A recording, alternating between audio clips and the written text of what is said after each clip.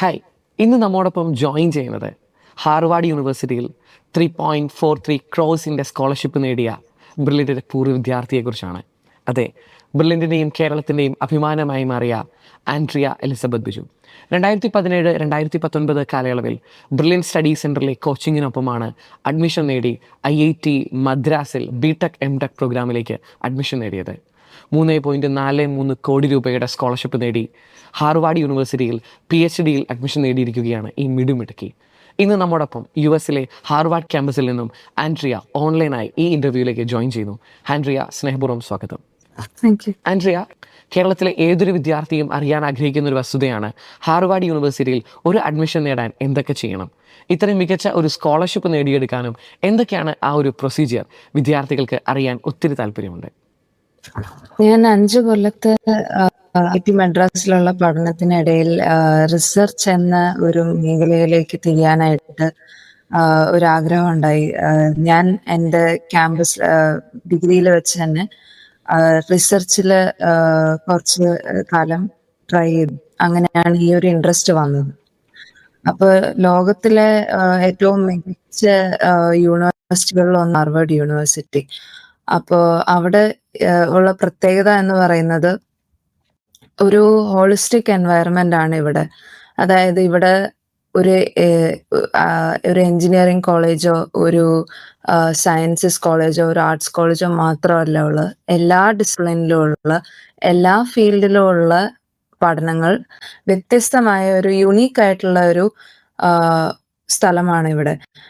അപ്പോൾ അതുകൊണ്ട് തന്നെ ഇങ്ങനെ ഒരു PhD പ്രോഗ്രാമിലേക്ക് ആപ്ലിക്കേഷൻ്റെ ടൈം ആയപ്പോൾ ഞാൻ ഹാർവാർഡിലേക്ക് അപ്ലൈ കാരണം അതാണ്. ഇവിടുത്തെ റിസർച്ച് ഏരിയാസ്, ഇവിടുത്തെ പ്രൊഫസേഴ്സിൻ്റെ വർക്ക് ഒക്കെ വളരെ ഇൻട്രസ്റ്റിംഗ് ആയിട്ട് തോന്നി. അപ്പം അങ്ങനെയാണ് ഞാൻ ഇങ്ങോട്ടേക്ക് അപ്ലൈ ചെയ്തത്. ഞാൻ പഠിക്കുമ്പോൾ എനിക്ക് ഈ ആപ്ലിക്കേഷൻ സമയത്ത് വേറെ പല യൂണിവേഴ്സിറ്റികളും കിട്ടിയായിരുന്നു. എനിക്ക് സ്റ്റാൻഫോർഡ് യൂണിവേഴ്സിറ്റിയിലേക്കും അഡ്മിഷൻ കിട്ടിയായിരുന്നു. യൂണിവേഴ്സിറ്റി ഓഫ് ഇല്ലനോയ്സ് ഉർബാന-ഷാംപെയിൻ UIUC എന്ന് പറഞ്ഞ യൂണിവേഴ്സിറ്റിയിലേക്കും കിട്ടിയായിരുന്നു. പക്ഷെ ഹാർവാർഡ് തന്നെ ചൂസ് ചെയ്യാനായിട്ടുള്ള കാരണം മെയിൻലി ഈ ഒരു ഹോളിസ്റ്റിക് ആയിട്ടുള്ള ഒരു എൻവയറമെന്റ് തന്നെയാണ്. അതോടൊപ്പം തന്നെ ഇവിടുത്തെ പ്രൊഫസേഴ്സിന്റെ വർക്ക് വളരെ മികച്ച വർക്കാണ് ഇവർ ചെയ്യുന്നത്. അത്രയും വേൾഡ് ക്ലാസ് ആയിട്ടുള്ള റിസർച്ചാണ് ചെയ്യുന്നത് ഇവിടെ. ഇവിടുത്തെ ഫെസിലിറ്റീസും അതിനകത്ത് വളരെ നല്ലതാണ്. അപ്പോൾ അങ്ങനെ ഉള്ള പല കാരണങ്ങൾ കൊണ്ടാണ് ഹാർവാർഡ് യൂണിവേഴ്സിറ്റി തിരഞ്ഞെടുക്കാൻ കാരണം. ഞാൻ എൻ്റെ ആപ്ലിക്കേഷൻസ് തുടങ്ങിയത് ഒരു സെപ്റ്റംബർ ഒക്ടോബർ ടൈമിൽ. ഡെഡ്ലൈനുകൾ പൊതുവെ വരുന്നത് നവംബർ ഡിസംബർ കാലഘട്ടത്തിൽ. അപ്പോൾ ഞാൻ ഈ PhD പ്രോഗ്രാം എന്ന് പറയുമ്പോൾ നാം എപ്പോഴും PhD പ്രോഗ്രാമുകൾ ഫുള്ളി ഫണ്ടഡ് ആണ്. അതായത് ഒരു പ്രൊഫസറോ അവരുടെ കീഴിൽ ജോലി റിസർച്ച് ചെയ്ത് കൊടുക്കുന്നത് പോലെയാണ് ഇതിന്റെ സിസ്റ്റം. അപ്പോൾ അത് കാരണം ഈ ഫെല്ലോ എനിക്ക് ലഭിച്ചിരിക്കുന്നത് 5 കൊല്ലത്തേക്ക് ഗവേഷണം ചെയ്യാനായിട്ടുള്ള ഫുൾ ട്യൂഷൻ ഫീയും കവേർഡ് ആണ്. മെഡിക്കൽ ഇൻഷുറൻസ് അല്ലാത്ത പല എല്ലാം, പിന്നെ ഒരു ലിവിങ് എക്സ്പെൻസിനായിട്ടുള്ള ഒരു സ്റ്റൈപ്പൻഡ്. അപ്പോൾ ഇതെല്ലാമാണ് ഈ 3.4 കോടിയുടെ ഫെലോഷിപ്പ് വരുന്നത്. അതുകൊണ്ട് തന്നെ പല പ്രോഗ്രാംസിനെ കമ്പയർ ചെയ്ത് ഇങ്ങനെ ഒരു PhD പ്രോഗ്രാം റെപ്യൂട്ടഡ് യൂണിവേഴ്സിറ്റീസിൽ ചെയ്യുമ്പോൾ നമ്മുടെ കയ്യിൽ നിന്ന് വേറെ ചെലവൊന്നുമില്ല. നമ്മൾ ആ ഒരു ഗവേഷണം വേണ്ടിയിട്ട് ഈ യൂണിവേഴ്സിറ്റി നമ്മൾ ഫുള്ളായിട്ട് സപ്പോർട്ട് ചെയ്യുകയാണ് ചെയ്യുന്നത്. IIT മദ്രാസിൽ BTech MTech എന്ന പ്രോഗ്രാം, അതും എയ്റോസ്പേസിലാണല്ലോ ചെയ്തത്. അതിൽ നിന്നും ഇച്ചിരി വ്യത്യസ്തമായ ഒരു ബ്രാഞ്ച് ആണല്ലോ ഹാർവാർഡ് യൂണിവേഴ്സിറ്റിയിൽ PhD ആയിട്ട് തിരഞ്ഞെടുത്തിരിക്കുന്നത്. മെറ്റീരിയൽ സയൻസ്, അതുപോലെ തന്നെ മെക്കാനിക്കൽ എഞ്ചിനീയറിംഗ് കൂടെ ചേർന്നൊരു ഫീൽഡ്. എന്തൊക്കെയാണ് ഈ ഒരു ഫീൽഡിലേക്ക് വരാനുള്ള കാരണം? അതുപോലെ തന്നെ ഒരു ഹാർവാർഡ് യൂണിവേഴ്സിറ്റിയും അതുപോലെ തന്നെ IITയും തമ്മിൽ കമ്പയർ ചെയ്യുമ്പോൾ എന്തൊക്കെ വ്യത്യാസങ്ങളാണ് ആദ്യ നോട്ടത്തിൽ തിരിച്ചറിയാനായിട്ട് സാധിക്കുന്നത്? ഇപ്പോൾ ആദ്യമേ തന്നെ പറയാം, ബ്രില്യൻ്റിൽ ഇത് കേട്ടുകൊണ്ടിരിക്കുന്ന വേണ്ടിയിട്ടാണ് ഞാൻ പറയുന്നത്. നിങ്ങൾക്ക് പ്രിപ്പയർ ചെയ്യുവാണെങ്കിൽ IIT എന്ന് പറഞ്ഞൊരു സ്ഥലം ഞാനിപ്പോൾ ഒരാഴ്ച ആയിട്ടുള്ളൂ ഹാർവേഡിൽ വന്നിട്ടും. എങ്കിൽ പോലും ഇവിടെ വന്നപ്പോൾ എനിക്ക് മനസ്സിലായത് IIT തരുന്ന ഫെസിലിറ്റീസ്, തരുന്ന എഡ്യൂക്കേഷൻ നമ്മൾ വിചാരിക്കുന്ന പോലെയല്ല. ഇന്റർനാഷണൽ യൂണിവേഴ്സിറ്റീസ് ആയപ്പോൾ ഇതുപോലെ ഹാർവേഡ് യൂണിവേഴ്സിറ്റി പോലെ ഒരു സ്ഥലത്തിനോട് വളരെ കമ്പയറബിൾ ആയിട്ടുള്ള, വളരെ ആ ഒരു ലെവലിലേക്ക് എത്തി നിൽക്കുന്ന ഫെസിലിറ്റീസ് തന്നെയാണ് മദ്രാസും അതുപോലെ ഉള്ള മറ്റ് IITകളിലും ഉള്ളത്. അതുകൊണ്ട് തന്നെ IIT മദ്രാസിൽ വെച്ച് തന്നെ റിസർച്ചും എൻ്റെ ഏത് താണോ ആ താല്പര്യങ്ങൾക്കെല്ലാം ഉള്ള ഫെസിലിറ്റികൾ അവിടെ ഉണ്ടായിരുന്നതാണ് ഏറ്റവും വലിയ ഒരു കാര്യം എനിക്ക് ബെനിഫിറ്റ് ചെയ്യാൻ പറ്റിയത് IIT മദ്രാസ്. ഇനി അപ്പൊ അത് കാരണം ഞാൻ ഇത് കണ്ടുകൊണ്ടിരിക്കുന്ന സ്റ്റുഡൻസിനോട് പ്രത്യേകം പറയുവാണ്, നിങ്ങൾക്ക് IIT എന്നൊരു ആഗ്രഹം ഉണ്ടെങ്കിൽ അതിലേക്ക് നിങ്ങൾ ബ്രില്യൻ സ്റ്റഡി സെന്ററിനൊപ്പം അതിലേക്ക് മുന്നോട്ട് പോകാൻ ഞാൻ ശക്തമായി പ്രേരിപ്പിക്കുകയാണ്. കാരണം അതൊരു അത്രയും വേൾഡ് ക്ലാസ് ആയിട്ടുള്ള എഡ്യൂക്കേഷൻ തന്നെയാണ്. അത് ഇന്ത്യയിൽ മറ്റൊരിടത്തും കിട്ടില്ല. IITകളിലുള്ള ആ ഒരു സ്റ്റാൻഡേർഡ് ഓഫ് എഡ്യൂക്കേഷൻ അതുള്ളതാണ്. നിങ്ങൾ IITയിലേക്ക് എത്തിക്കഴിഞ്ഞാൽ അവിടെ നിങ്ങൾക്ക് എക്സ്പ്ലോർ ചെയ്യാനായിട്ട് ഒരുപാട് പോസിബിലിറ്റീസ് കിട്ടും. നിങ്ങളുടെ ഇഷ്ടമുള്ള മേഖല നിങ്ങൾക്ക് തിരഞ്ഞെടുക്കാൻ തീർച്ചയായും സാധിക്കും. ഇനി ഇവിടെ വന്ന് ഈ ഒരു ഡിഗ്രി എന്തുകൊണ്ട് ചൂസ് ചെയ്തു, ഈ ഒരു പ്രോഗ്രാം എന്തുകൊണ്ട് ചൂസ് ചെയ്തുലേക്ക് ആ ഒരു പോയിന്റിലേക്ക് വന്നു കഴിഞ്ഞാൽ, ഞാൻ എയറോസ്പേസ് എഞ്ചിനീയറിംഗ് പഠിക്കുന്ന സമയത്ത് ഞാൻ ഒരു ഫസ്റ്റ് ഇയറിന്റെ എൻഡ് തൊട്ട് തന്നെ ഒരു റിസർച്ച് പ്രോജക്റ്റിൽ ഇൻവോൾവ് ആയിരുന്നു. റിസർച്ച് പ്രോജക്റ്റ് എയറോസ്പേസ് എന്ന ഒരു ഫീൽഡിൽ ആപ്ലിക്കേഷനുണ്ട്. എങ്കിൽ കൂടി കുറച്ചും കൂടി ഇന്റർ ഡിസിപ്ലിനറി ആയിട്ടുള്ള പ്യുർ ഫിസിക്സ് ആയിട്ട് വരുന്ന ഒരു ടോപ്പിക് ആയിരുന്നു അതിൻ്റെ ഫണ്ടമെന്റൽ കോൺസെപ്റ്റ്. സോ ഞാൻ വർക്ക് ചെയ്തിരുന്ന മേഖല നോൺ ലീനിയർ ഡൈനമിക്സ് എന്നാണ് പറയുന്നത്. അപ്പൊ ലീനിയർ ഡൈനമിക്സ് ഞാൻ എൻ്റെ റിസർച്ചിൽ എനിക്ക് മനസ്സിലാക്കി ഒരുപാട് ആപ്ലിക്കേഷൻസ് ഉണ്ട് മറ്റുള്ള മേഖലകളിലും. അപ്പൊ ഞാൻ ഇവിടെ വന്ന് mechanical engineering and material science എന്നൊരു വിഷയമാണ് ചൂസ് ചെയ്തിരിക്കുന്നത്. എങ്കിൽ കൂടി ഇവിടുത്തെ സിസ്റ്റം ഇന്റർ ഡിസിപ്ലിനറി റിസർച്ച് വളരെയധികം എൻകറേജ് ചെയ്യുന്നതാണ്. അപ്പൊ അതുകൊണ്ട് മെക്കാനിക്കൽ എഞ്ചിനീയറിംഗിൽ നിന്നുകൊണ്ട് ഞാൻ എൻ്റെ വർക്കിൻ്റെ ആപ്ലിക്കേഷൻസ് ന്യൂറോ സയൻസിലും നമ്മളുടെ ബ്രെയിൻ എങ്ങനെ വർക്ക് ചെയ്യുന്നു എന്നുള്ളതിൻ്റെ, അല്ലെങ്കിൽ നമ്മളുടെ nerves എങ്ങനെ വർക്ക് ചെയ്യുന്നു എന്നുള്ളതിൻ്റെ ഒരു ഫണ്ടമെന്റൽ ഡെവലപ്പ് ചെയ്യാനും അതിൻ്റെ കമ്പ്യൂട്ടേഷണൽ മോഡൽസ് ചെയ്യാനുമായിട്ടാണ് ഞാനിപ്പോൾ ചെയ്യുന്നത് PhDന്റെ ഭാഗമായിട്ട്. അപ്പൊ ഈ ഒരു ഫീൽഡ് സ്വിച്ച് ചെയ്യാൻ കാരണം ഞാൻ ഈ റിസർച്ചിന്റെ ഇടയ്ക്ക് മനസ്സിലാക്കിയ ഒരു സത്യമാണ്. അതായത് ഈ നമ്മൾ എയറോസ്പേസിനായിട്ട് ഡെവലപ്പ് ചെയ്യുന്ന കോൺസെപ്റ്റ്സ് മാത്തമാറ്റിക്സിന് ഒരുപാട് സാമ്യമുള്ള ഫീൽഡുകളിലായിട്ട്. ഞാൻ ഓർക്കാൻ ആഗ്രഹിക്കുന്ന ഒരു ഇതുപോലെ അബ്ദുൽ കലാമിന്റെ ഒരു ഇന്റർവ്യൂ ഞാൻ കേൾക്കേണ്ടായി. അബ്ദുൽ കലാം പറഞ്ഞത്, അബ്ദുൽ കലാം അഗ്നി മിസൈലിന്റെ ഇതായിരുന്നു. അഗ്നി മിസൈലും പോക്രൺ ടെസ്റ്റുകളും എല്ലാം ചെയ്തപ്പോൾ സന്തോഷമുണ്ടായി.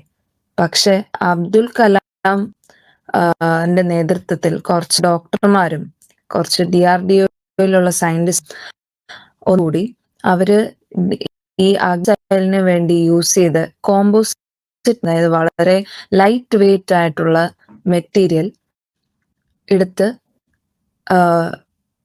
ഈ ഒരു പ്രോസ്തെറ്റിക് ഡിവൈസ് മുറിച്ച് കളയേണ്ട വന്ന ആൾക്കാർക്ക് ഒരു വെപ്പുകാല്, വളരെ ലൈറ്റ് വെയിറ്റ് ആയിട്ടുള്ള ഒരു വെപ്പുകാല് എന്നൊരു ഡിവൈസ് ഉണ്ടാക്കിയപ്പോൾ അത് വെച്ചിട്ട് ഓടുന്നത് കണ്ടപ്പോഴാണ് അബ്ദുൽ കലാം പറയുന്നത് പ്യുവർ ബ്ലിസ് എക്സ്പീരിയൻസ് ചെയ്തത്. അതായത് അത്രയും ഡീപ്പായിട്ടുള്ള ഒരു സന്തോഷം എക്സ്പീരിയൻസ് ചെയ്തത്. അത് തന്നെയാണ് എൻ്റെ റിസർച്ച് അത് വെറും ഒരു ടെക്സ്റ്റ് ബുക്കിൽ കിടക്കാനോ അല്ലെങ്കിൽ ഒരു പേപ്പറുകളിൽ അക്കാഡമിക് ജേർണലുകളിലും കിടക്കാതെ അവിടെ മാത്രം കഴിയാതെ മറ്റൊരാൾക്ക് അത് ഉപകാരപ്രദമാവുന്ന രീതിയിൽ യൂസ് ചെയ്യാൻ കഴിയണം എന്നുള്ളതാണ് എൻ്റെ ആഗ്രഹം.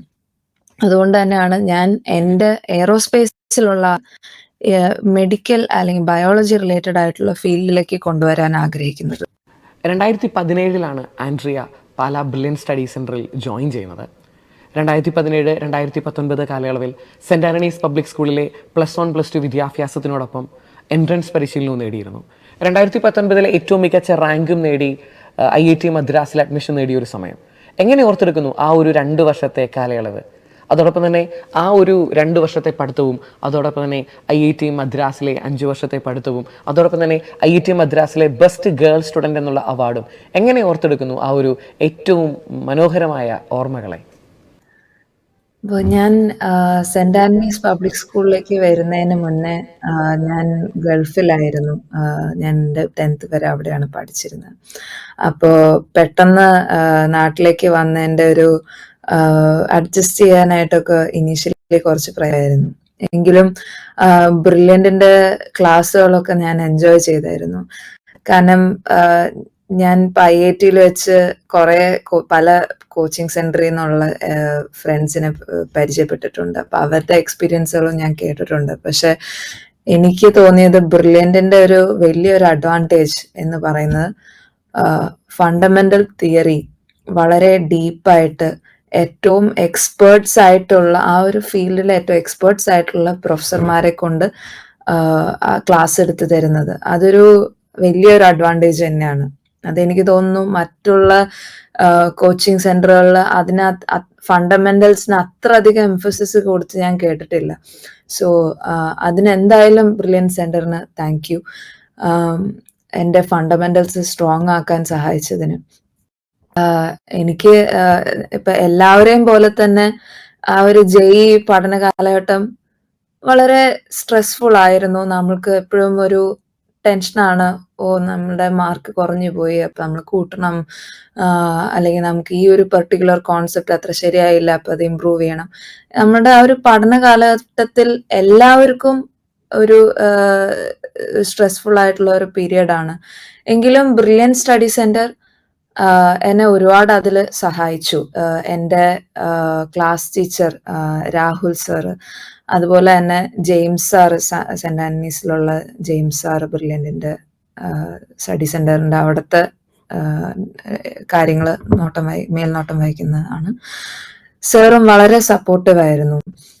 രാഹുൽ സാർ എന്ത് സഹായം ചോദിച്ചാലും രാഹുൽ സാർ എപ്പോഴും ഹെൽപ്പ് ചെയ്യാൻ തയ്യാറായിരുന്നു. അതുപോലെ തന്നെ ബ്രില്യൻറ്റിലുള്ള പല പ്രൊഫസർമാരും അവരുടെ ആ ഒരു ടീച്ചിങ് സ്റ്റൈൽ എനിക്ക് അത്ര അധികം ഇഷ്ടമുള്ളതായിരുന്നു. ചില പ്രൊഫസർമാരെ എനിക്ക് എസ്പെഷ്യലി കെമിസ്ട്രിയിലൊക്കെ ഉള്ള ചില പ്രൊഫസർമാരെ ഇപ്പോഴും ഞാൻ വളരെ അധികം ഓർക്കുന്നു. കാരണം എനിക്ക് അത്ര ഇഷ്ടമായിരുന്നു അവരുടെ ക്ലാസ്സുകൾ. പിന്നെ ഇതുപോലെ ബ്രില്യൻറ്റ് നമുക്ക് വളരെ ഫ്രീക്വൻ്റ് ആയിട്ട് പ്രാക്ടീസ് എക്സാംസ് തരുന്നതൊക്കെ വളരെ ഹെൽപ്ഫുൾ ആയിരുന്നു. കാരണം ഞാൻ 10ാം ക്ലാസ് വരെ കോച്ചിങ് ഒന്നും ചെയ്തിട്ടില്ലായിരുന്നു. 10 കഴിഞ്ഞ് 11ലാണ് ഞാൻ ആദ്യമായിട്ട് ഈ ഒരു കോച്ചിങ് എന്താണ്, അതുപോലെ തന്നെ JEE അഡ്വാൻസ്ഡ് എന്ന് പറയുമ്പോൾ അതിനകത്ത് ആക്ച്വലി എത്ര ഡിഫിക്കൾട്ടാണ് ഈ ഒരു എക്സാം, അതിന് എന്തൊക്കെ പ്രിപ്പറേഷൻ വേണം, അതൊന്നും എനിക്ക് മുന്നേ അറിയില്ലായിരുന്നു. അപ്പം എല്ലാം ബ്രില്യൻറ്റിൽ വന്നേ പിന്നെയാണ് എനിക്ക് മനസ്സിലാക്കിയെടുത്തത്. ബ്രില്യൻറ്റ് ഇടയ്ക്കിടയ്ക്ക് വളരെ കോംപ്രിഹെൻസീവ് ആയിട്ടുള്ള ഒരു എക്സാം സിസ്റ്റം ഉള്ളത് വളരെ ഹെൽപ്ഫുൾ ആയിരുന്നു. എനിക്ക് എൻ്റെ മെയിൻസിൻ്റെ റാങ്ക് അത്ര നല്ലതല്ലായിരുന്നു. പക്ഷെ എൻ്റെ അഡ്വാൻസ്ഡിൻ്റെ റാങ്കിലേക്ക് ഒരു നല്ലൊരു ഇമ്പ്രൂവ്മെന്റ് വരാൻ കാരണവും ഈ അഡ്വാൻസ്ഡിന് വേണ്ടിയിട്ടുള്ള ഡെഡിക്കേറ്റഡ് ആയിട്ടുള്ള എക്സാം സിസ്റ്റംസും പ്രീവിയസ് ഇയർ ക്വസ്റ്റ്യൻസ് പ്രാക്ടീസ് ചെയ്യുന്നതും ഇതെല്ലാമാണ്. അപ്പോൾ ഇത് കേട്ടുകൊണ്ടിരിക്കുന്ന സ്റ്റുഡൻസിനോട് ഞാൻ പറയാ, നമ്മളുടെ റാങ്ക് ചില സമയത്തൊക്കെ കൂടിയും കുറഞ്ഞൊക്കെ ഇരിക്കും. അപ്പൊ ചിലർ എൻ്റെ ക്ലാസ്മേറ്റ്സിനൊക്കെ ഞാൻ കണ്ടിട്ടുണ്ട്, റാങ്ക് ലിസ്റ്റ് വരുമ്പോൾ ഭയങ്കര ടെൻഷനാണ്. പക്ഷെ ഞാൻ റാങ്ക് ലിസ്റ്റിനെ പറ്റി കെയർ ചെയ്യുന്നതിലും കൂടുതൽ ഞാൻ എത്ര നല്ലോണം ആ ഒരു എക്സാമിൽ പെർഫോം ചെയ്യാൻ പറ്റി എനിക്ക് കൂടുതൽ ക്വസ്റ്റ്യൻസ് അറ്റംപ്റ്റ് ചെയ്യാൻ പറ്റുന്നുണ്ടോ, എനിക്ക് ഏത് ടോപ്പിക്കിലാണ് ക്വസ്റ്റ്യൻസ് വരുമ്പോൾ ഡിഫിക്കൽട്ടായിട്ട് തോന്നുന്നത് അല്ലെങ്കിൽ എനിക്ക് ബുദ്ധിമുട്ടുണ്ടാവുന്നത് ആൻസർ ചെയ്യാനായിട്ട്, അതായിരുന്നു ഞാൻ കൂടുതൽ ഫോക്കസ് ചെയ്തിരുന്നത്. അപ്പോൾ ഞാൻ ബ്രില്യൻറ്റിൽ നിലവിൽ പഠിക്കുന്ന സ്റ്റുഡൻസിനോട് പറയാ, ടെൻഷൻ അടിക്കണ്ട, വളരെ കാമായിട്ട് ഫോക്കസ്ഡ് ആയിട്ട് നിങ്ങളുടെ ബെസ്റ്റ് ട്രൈ ചെയ്യുക. ബാക്കി നിങ്ങൾക്ക് വേണ്ട സപ്പോർട്ടെല്ലാം ബ്രില്യൻറ്റ് ചെയ്തു തരുന്നുണ്ട്. അതിനെ നല്ലപോലെ യൂട്ടിലൈസ് ചെയ്യുക. മാക്സിമം ക്വസ്റ്റ്യൻസുമായിട്ട് ഫെമിലിയാരിറ്റി വരിക എന്നുള്ളത് വളരെ ഇമ്പോർട്ടൻ്റ് ആയിട്ട് എനിക്ക് തോന്നിയിട്ടുണ്ട് എൻ്റെ പ്രിപ്പറേഷൻ ടൈമിൽ. അപ്പോൾ മാക്സിമം പ്രീവിയസ് ഇയർ ക്വസ്റ്റ്യനുകളും ബ്രില്യൻറ്റ് തരുന്ന എക്സ്ട്രാ ക്വസ്റ്റ്യൻസും ഇതെല്ലാം മാക്സിമം പ്രാക്ടീസ് ചെയ്യുക. ആ പ്രാക്ടീസാണ് എനിക്ക് തോന്നിയത് ഏറ്റവും ഇമ്പോർട്ടൻ്റ് ആയിട്ടുള്ള ഒരു ആസ്പെക്ട്.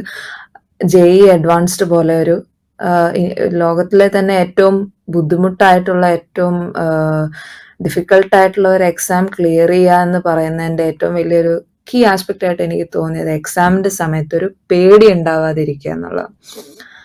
അത് ഇങ്ങനത്തെ പ്രാക്ടീസ് എക്സാം വരെ ഹെൽപ്ഫുൾ ആയിരുന്നു. അവിടെ സ്കൂളിൽ വെച്ച് കുറേ പ്രൊഫസർമാരായിട്ടും ടീച്ചർമാരായിട്ടും കൂടെ പഠിച്ച ഫ്രണ്ട്സുമായിട്ടും വളരെ നല്ല സമയം ചെലവഴിക്കാൻ പറ്റി. അപ്പോൾ സെൻറ് ആൻ്റണീസ് പബ്ലിക് സ്കൂളിനും ബ്രില്യൻറ്റിനും ഒരുപാട് നന്ദി ആ ഒരു നല്ല കാലഘട്ടത്തിന് വേണ്ടി.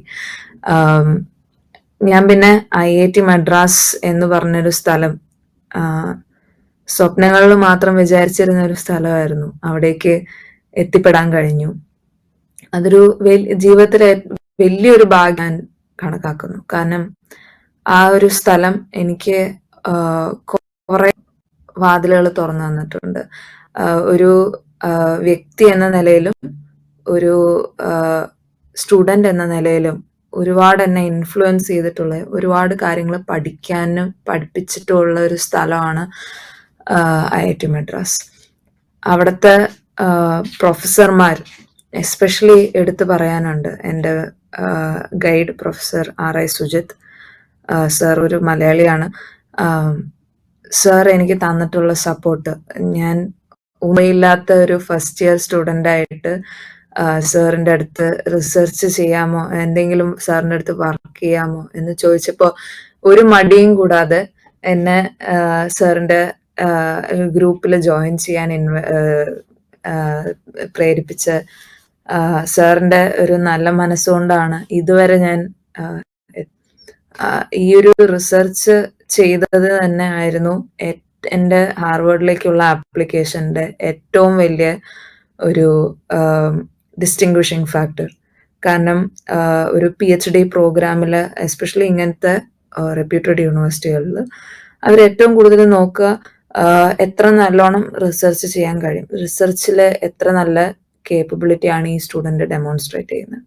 അതാണ് അവരുടെ മെയിൻ ക്രൈറ്റീരിയ. അപ്പോൾ അതിലേക്ക് എത്താൻ സാധിച്ചത് IIT മദ്രാസിലെ പ്രൊഫസർമാരുടെ, എസ്പെഷ്യലി പ്രൊഫസർ RI സുജിത്തിൻ്റെ ഗൈഡൻസ് കൊണ്ടാണ്. IIT മദ്രാസിലെ മറ്റുള്ള പ്രൊഫസർമാരാണെങ്കിലും നമ്മൾ വിചാരിക്കുക നമ്മളെ പറ്റി അത്രയും ബോധേഡ് അല്ലാത്ത ആൾക്കാരാണ്, അവർക്ക് അവരുടെ റിസർച്ച് ഉണ്ട്, അങ്ങനെ അവരല്ലെങ്കിൽ അവർ ഒരു ടീച്ചർമാർ മാത്രമാണ്. അങ്ങനെയല്ല.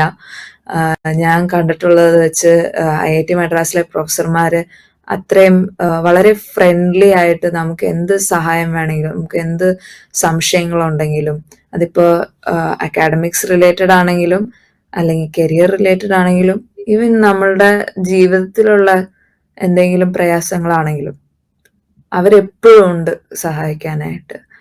അത് എനിക്ക് തോന്നുന്നില്ല അത്രയും ഒരു അക്കോമഡേറ്റിംഗ് എൻവയറമെൻറ്റ് മറ്റൊരു യൂണിവേഴ്സിറ്റിയിലും ഉണ്ടാവുന്നുള്ളൂ. അപ്പോൾ വളരെ അധികം എംഫസിസ് പ്രൊഫസർ സ്റ്റുഡൻറ് റിലേഷൻഷിപ്പിന് കൊടുക്കുന്ന ഒരു യൂണിവേഴ്സിറ്റിയാണ് IIT മദ്രാസ്.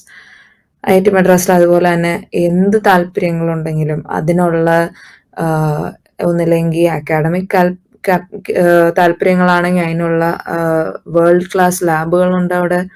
അതുപോലെ തന്നെ മറ്റുള്ള കോ കരിക്കുലർ അല്ലെങ്കിൽ എക്സ്ട്രാ കരിക്കുലർ ആക്ടിവിറ്റീസ് ആണെങ്കിൽ അതിനെല്ലാത്തിനുള്ള ഫെസിലിറ്റികളും അതിൽ താല്പര്യമുള്ള സ്റ്റുഡൻറ് ക്ലബ്ബുകളും അങ്ങനെ പലവിധമായിട്ടുള്ള ഫെസിലിറ്റികളും അതിന് വേണ്ട ഫണ്ടിങ്ങും സപ്പോർട്ടും എല്ലാം ഉണ്ട്. അപ്പം ഞാൻ IIT മദ്രാസിൽ പഠിക്കുന്ന കാലഘട്ടത്തിൽ പല പ്രോജക്ട്സിൽ ഇൻവോൾവ് ആയിരുന്നു. ഫോർ എക്സാമ്പിൾ ഒരു റിഫ്രഷബിൾ ബ്രെയിൽ ഡിവൈസ്, അതായത് ബ്രെയിൽ ലിപി യൂസ് ചെയ്യുന്ന ആൾക്കാർക്ക് പുസ്തകങ്ങൾ പ്രിന്റ് ചെയ്ത് ഹാർഡ് കോപ്പി ആയിട്ട് യൂസ് ചെയ്യുക എന്ന് പറയുന്നത് വളരെ ബുദ്ധിമുട്ടാണ്. കാരണം വളരെ ബൾക്കി ആയിരിക്കും, വളരെ പാടാണ് ഓരോ റിട്ടേൺ ടെക്സ്റ്റും അതുപോലെ പ്രിന്റ് ചെയ്യാനായിട്ട്. അപ്പോൾ ഞാൻ എൻ്റെ ഒരു സീനിയേഴ്സിൻ്റെ ഒക്കെ ആയിട്ടുള്ള ഒരു ടീമായിട്ട് ഇതിനു വേണ്ടി ഒരു ടെക്സ്റ്റ്, നോർമൽ ഇംഗ്ലീഷിൽ എഴുതിയിരിക്കുന്ന ഒരു ടെക്സ്റ്റ് സ്കാൻ ചെയ്ത് കഴിഞ്ഞാൽ നമ്മളുടെ ഒരു ഡിവൈസ്, നമ്മുടെ ഫോണിനോട് അറ്റാച്ച് ചെയ്തിട്ടുള്ള ഡിവൈസ് ഇത് ബ്രെയിലിൽ കൺവേർട്ട് ചെയ്ത് ഓരോ വേർഡ് ടു വേർഡ് നമുക്ക് കാണിച്ചു തരും. അപ്പോൾ അങ്ങനെ ആ ഒരു ഡിവൈസിന് ജെയിംസ് ഡൈസൺ അവാർഡ് എന്ന് പറഞ്ഞ ഒരു കോമ്പറ്റീഷനിൽ നാഷണൽ റണ്ണറപ്പ് ആയിരുന്നു ഞങ്ങൾ. അപ്പോൾ അങ്ങനത്തെ പല ഇൻട്രസ്റ്റിംഗ് ആയിട്ടുള്ള പ്രോജക്റ്റുകളിലും വർക്ക് ചെയ്യാൻ പറ്റി. ഒരു ഹോബി ആയിട്ട് ഈ ടെക്നിക്കൽ പ്രോജക്ട്സ് ആയിരുന്നു എൻ്റെ ഏറ്റവും ഇഷ്ടമുള്ള കാര്യം. ഫ്രീ ടൈം കിട്ടുമ്പോൾ ഞാൻ അങ്ങനത്തെ പ്രോജക്ട്സിൽ ഇൻവോൾവ് ആയിരുന്നു. അതുപോലെ തന്നെ അവിടെ ഒരു റോക്കറ്ററി ക്ലബ് ഉണ്ടായിരുന്നു, അഭ്യുദയ്. അവര് ആയിട്ട് ഞങ്ങളൊരു സൗണ്ടിങ് റോക്കറ്റ് ഉണ്ടാക്കി. അത് US-ലെ ന്യൂ മെക്സിക്കോയിൽ വന്ന് ഒരു ഇന്റർനാഷണൽ സ്റ്റുഡൻറ് കോമ്പറ്റീഷനിൽ ഇത് ലോഞ്ച് ചെയ്യുകയാണ് ചെയ്തത്. ഇക്കൊല്ലം ഞങ്ങളുടെ ഈ ടീം, ഞാൻ അതിൻ്റെ ഒരു 2 കൊല്ലം മുന്നേ പേലോഡ് ടീമിന്റെ ഹെഡായിരുന്നു. അപ്പൊ എൻ്റെ സീനിയേഴ്സ് ആയിട്ടുള്ള ടീം അവര് ഈ കൊല്ലം ഏഷ്യയിലെ നമ്പർ 1 ടീമാണ്. ഇന്ത്യയിൽ തന്നെ ആകെ 6 ടീമുകളെ ഉള്ളൂ ഈ കോമ്പറ്റീഷന് പാർട്ടിസിപ്പേറ്റ് ചെയ്യുന്നത്. ആദ്യത്തെ IIT-കളിൽ നിന്നുള്ള ആദ്യത്തെ ടീമാണ് ഞങ്ങളുടെ ടീം. ഏഷ്യയിലെ നമ്പർ 1 ആണ്. അപ്പൊ ഇങ്ങനത്തെ പല കോ കരിക്കുലറും കരിക്കുലറുമായിട്ടുള്ള ആക്ടിവിറ്റീസിന് വളരെയധികം എംഫസിസും വളരെയധികം ഫെസിലിറ്റികളും തരുന്ന ഒരു സ്ഥലം തന്നെയാണ് IIT മദ്രാസ്. അപ്പോൾ എനിക്ക് ഉറപ്പാണ് ഏതൊരു സ്റ്റുഡൻറ്റിനും വളരെ വളരെ അവരുടെ ഇൻട്രസ്റ്റുകൾ കണ്ടെത്താനായിട്ടുള്ള ഏറ്റവും ബെസ്റ്റ് സ്ഥലമാണ് IIT മദ്രാസ്. IIT മദ്രാസിൽ വെച്ച് കുറേ കൂട്ടുകാരും കുറേ നല്ല ആളുകളും ഉണ്ട്. അതിനെല്ലാത്തിനും വളരെ ഞാൻ എന്നെ തന്നെ വളരെ ബ്ലെസ്ഡ് ആയിട്ട് കൺസിഡർ ചെയ്യുന്നു ഇങ്ങനെ ഒരു സ്ഥലത്ത് പഴഞ്ഞതിൽ. ആൻഡ്രിയയുടെ എല്ലാ വിജയങ്ങളും കൂടെ നിന്ന ഫാമിലി അംഗങ്ങളെ ഒന്ന് പരിചയപ്പെടുത്താമോ? എൻ്റെ ഫാമിലിയിൽ പപ്പ, മമ്മി, അനിയൻ. എൻ്റെ പപ്പ ഒരു ട്രാവൽ ഏജൻ്റ് ആയിട്ടാണ് വർക്ക് ചെയ്യുന്നത്. അമ്മ ഹൗസ് വൈഫാണ്. അനിയൻ ഇപ്പോൾ 10ാം ക്ലാസ്സിലാണ്. എൻ്റെ ഫാമിലിയാണ് എനിക്ക് ഉണ്ടായിട്ടുള്ള ഏറ്റവും എന്ത് കാര്യത്തിനും വളരെ സപ്പോർട്ടീവ് ആയിരുന്നു അവര്. IIT എന്നൊരു ആഗ്രഹം ആദ്യമായിട്ട് എനിക്ക് അങ്ങനെ ഒരു താല്പര്യം വരാനും കാരണം എൻ്റെ പാരൻസ് തന്നെയാണ്. കാരണം അവരുടെ സ്കൂൾ കാലഘട്ടത്തിൽ വെച്ച് അവര് IIT-ക്ക് വേണ്ടി പ്രിപ്പയർ ചെയ്തായിരുന്നു. പക്ഷെ ആ ഒരു സമയത്ത് അവർക്ക് വളരെ ബുദ്ധിമുട്ടായിരുന്നു കോച്ചിങ്ങിലൊക്കെ അറ്റൻഡ് ചെയ്യാനായിട്ട്. അപ്പൊ അത് കാരണം അവർക്ക് അത്ര നല്ലോണം അതിനു വേണ്ടി പ്രിപ്പയർ ചെയ്യാൻ പറ്റിയില്ല. അപ്പൊ അതുകൊണ്ട് തന്നെ എനിക്ക് സയൻസ് എന്നൊരു മേഖലയിലേക്ക് താല്പര്യമുണ്ടെന്ന് കണ്ടപ്പോൾ അവരാണ് ഇങ്ങനെ കോച്ചിങ് ചെയ്യണം, IIT-യിലേക്ക് എൻട്രൻസ് എക്സാം ഉണ്ട്, അങ്ങനെ ഒരു കാര്യം എനിക്ക് പറഞ്ഞു തന്നത്. അപ്പൊ അതിലേക്ക് ഒരു താല്പര്യം പ്രകടിപ്പിച്ചപ്പോൾ അവര് ഉടനെ തന്നെ മറ്റുള്ള ആൾക്കാരോടൊക്കെ ചോദിച്ചറിഞ്ഞ് ഇങ്ങനെ ബ്രില്യൻറ്റിനെ പറ്റി കേട്ട് ബ്രില്യൻറ്റിൽ അഡ്മിഷൻ എടുക്കാമെന്ന് എന്നോട് പറഞ്ഞു. അപ്പോൾ ഞങ്ങൾ ഗൾഫിൽ സെറ്റിൽഡ് ആയിരുന്നു. ഈ ഒരു കോച്ചിങ് ചെയ്യാൻ വേണ്ടിയിട്ട് ഞാനും എൻ്റെ അമ്മയും അനിയനും കൂടി കാഞ്ഞിരപ്പള്ളിയിലേക്ക് നേരെ ഗൾഫിൽ നിന്ന് വന്ന് അവിടെ താമസിച്ചാണ് ആ ഒരു 2 years പഠിച്ചത്. അത് കഴിഞ്ഞ് പിന്നെ കുറച്ച് നാൾ കഴിഞ്ഞപ്പോൾ പപ്പയും നാട്ടിലേക്ക് സെറ്റിൽഡായി. അപ്പോൾ അവര് എനിക്ക് എൻ്റെ പഠനത്തിന് വേണ്ടി ഇതുപോലെ ഒരുപാട് സാക്രിഫൈസുകൾ ചെയ്തിട്ടുണ്ട്. അപ്പോൾ എല്ലാ നേരവും ഞാൻ പഠിക്കുമ്പോഴാണെങ്കിലും എനിക്ക് രാത്രി പഠിക്കാനൊക്കെ അമ്മ കൂട്ടിയിരിക്കും.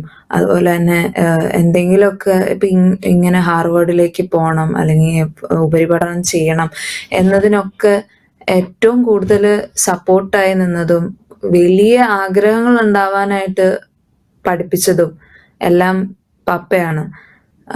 അപ്പോൾ എൻ്റെ അനിയനാണെങ്കിലും ഞാൻ എന്ത് കാര്യത്തിനും പഠിക്കാനിരിക്കുമ്പോഴും എല്ലാത്തിനും സപ്പോർട്ട് ചെയ്യും. അങ്ങനെ കൊച്ചു കുട്ടിയായിരുന്നു ആ സമയത്തൊക്കെ, എന്നാലും ശല്യമൊന്നും ചെയ്യില്ല. വളരെ പാവമാണ്. എന്ത് സഹായം വേണമെങ്കിലും ചെയ്തു തരും. അവനും എന്ത് കാര്യത്തിലും സപ്പോർട്ടായിരുന്നു. അപ്പം എൻ്റെ ഫാമിലി അത്ര അധികം എൻ്റെ പിന്നിൽ നിന്ന് ഒരുപാട് ത്യാഗങ്ങൾ സഹിച്ചതുകൊണ്ടാണ് ഞാൻ ഇന്നിവിടെ എത്തി നിൽക്കുന്നത്. അപ്പോൾ എൻ്റെ കുടുംബത്തിനാണ് എൻ്റെ സക്സസിൻ്റെ ഏറ്റവും കൂടുതൽ ക്രെഡിറ്റ് അവർക്കാണ് പോവേണ്ടത്. IIT മദ്രാസിൽ നിന്നും ബിടെക് MTech ബിരുദം നേടിയെടുത്തു. അതിനുശേഷം ലോകത്തിലെ ഏറ്റവും മികച്ച യൂണിവേഴ്സിറ്റിയിൽ ഹാർവാർഡ് യൂണിവേഴ്സിറ്റിയിൽ ഇപ്പം PhD ചെയ്യുകയാണ്. എന്താണ് ആൻഡ്രിയയുടെ ഫ്യൂച്ചർ പ്ലാനുകൾ? എനിക്ക് ഒരു പ്രൊഫസർ ആവാനാണ് ആഗ്രഹം. IITകളിൽ തന്നെ തിരിച്ചു വന്ന് അവിടെ പഠിപ്പിക്കാനാണ് എൻ്റെ ആഗ്രഹം. അപ്പോൾ അതിന് വേണ്ടിയിട്ടാണ് ഞാൻ ഈ PhD എന്നൊരു ചോയ്സ് എടുത്തത്. അപ്പോൾ PhDക്ക് ശേഷം PhD കാലഘട്ടത്തിൽ നല്ല റിസർച്ച് ചെയ്യാനാണ് എൻ്റെ ആഗ്രഹം. നല്ല ക്വാളിറ്റി റിസർച്ച് പ്രൊഡ്യൂസ് ചെയ്യണം. അതിനുശേഷം കുറച്ചു കാലം പോസ്റ്റ് ഡോക്ടറൽ ട്രെയിനിങ്ങും കഴിഞ്ഞ് ഒരു പ്രൊഫസർ പോസ്റ്റിലേക്ക് അപ്ലൈ ചെയ്യാനാണ് ആഗ്രഹം. പറ്റുമെങ്കിൽ IIT മദ്രാസിൽ തന്നെ. ബെർലിൻ സ്റ്റഡി സെൻറ്ററിലെ ഒരു പൂർവ്വ വിദ്യാർത്ഥി IIT മദ്രാസിൽ പഠിച്ചു. അതിനുശേഷം ലോകത്തിലെ ഏറ്റവും നമ്പർ 1 യൂണിവേഴ്സിറ്റികളിലൊന്നായ ഹാർവാർഡിൽ ഇപ്പോൾ PhD ചെയ്യുന്നു. ബ്രില്യൻ സ്റ്റഡി സെൻറ്ററിലെ ഓരോ അംഗങ്ങൾക്കും, ബ്രില്യൻ ഫാമിലിയിലെ എല്ലാവർക്കും ഏറ്റവും കൂടുതൽ സന്തോഷവും അഭിമാനവും നൽകുന്ന ഒരു നേട്ടമാണ് ആൻഡ്രിയ നേടിയെടുത്തിരിക്കുന്നത്.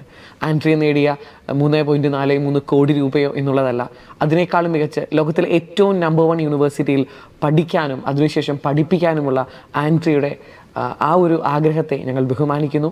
ഇനിയുള്ള ജീവിതത്തിലും ഏറ്റവും കൂടുതൽ വിജയങ്ങൾ നേരട്ടെ എന്നും ഏറ്റവും കൂടുതൽ വിജയങ്ങൾ കൈപ്പിടിയിൽ ഒതുക്കാൻ സാധിക്കട്ടെ എന്നും എല്ലാ വിജയങ്ങൾക്കും ശേഷം ബ്രില്യൻ സ്റ്റഡി സെൻറ്ററിലേക്ക് സന്തോഷത്തോടെ അഭിമാനത്തോടെ ഞങ്ങൾക്ക് ആൻഡ്രിയെ സ്നേഹത്തോടെ ക്ഷണിക്കാനും ഞങ്ങൾക്ക് സാധിക്കട്ടെ എന്ന് ആശംസിക്കുന്നു. എല്ലാവിധ ആശംസകളും രേഖപ്പെടുത്തുന്നു. Thank you very much. Entrance സംബന്ധമായ വാർത്തകളും അപ്ഡേഷനുകളും ഏറ്റവും വേഗം ആധികാരികമായി അറിയാൻ ബ്രില്യൻ സ്റ്റഡി സെന്റർ പാല യൂട്യൂബ് ചാനൽ സബ്സ്ക്രൈബ് ചെയ്യുക. ബെൽ ഐക്കൺ അമർത്തുക. ഈ വീഡിയോ മറ്റ് സുഹൃത്തുക്കളിലേക്കും ഷെയർ ചെയ്ത് നൽകുക.